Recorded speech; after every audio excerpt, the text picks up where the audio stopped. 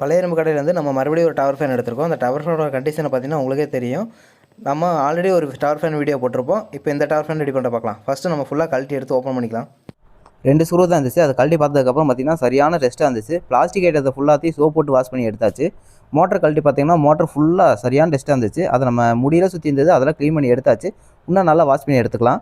Motor நல்லா தொடச்சி எடுத்தாச்சு. நல்லா தொடச்சி எடுத்ததுக்கப்புறம் லைன் கொடுத்துட்டு நம்ம போட்டு பார்க்கலாம். ப்ளூ மெயினும் பிளாக்கும் கொடுத்துட்டு ஆன் பண்ணி பார்த்தோன்னா உங்களுக்கு ஓடுறது நல்லாவே தெரியும்.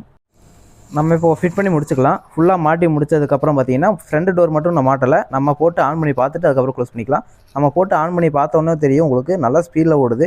முன்னாடி இருக்கிற டோர் ஆடுறதுலேயே உங்களுக்கு நல்லா தெரியும் எவ்வளோ ஸ்பீடாக ஓடுதுன்னு.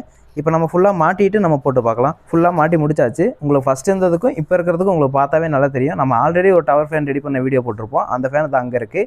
இது 2வது ஃபேன். ஆனால் இது நம்ம ஃபுல்லாக எப்படி இருந்ததுக்கு இப்போ இருந்ததுக்கு பாருங்கள் நல்லாவே. இப்போ நம்ம போட்டு ஆன் பண்ணி பார்த்துக்கலாம். ஆன் பண்ணி பார்த்த உடனே உங்களுக்கு நல்லா காற்று வருது. எந்த ஒரு நாய்ஸும் இல்லை, அந்தளவுக்கு எதுவும் இல்லை. நான் உங்களுக்கு இது வாய்ஸ் வேணாலும் கொடுக்குறேன். பட் வாய்ஸ் கொடுத்தா ரொம்ப காற்று சவுண்டாக இருக்கனால நான் உங்களுக்கு கொடுக்கல. பட் 2வது ஸ்பீடில் வைக்கும்போது இந்த பேப்பர் பார்த்தீங்கன்னா எவ்வளோ ஃபோர்ஸாக பறந்து போயிடுது. மறக்காம சர்ப்ரைஸ் பண்ணுங்கள்.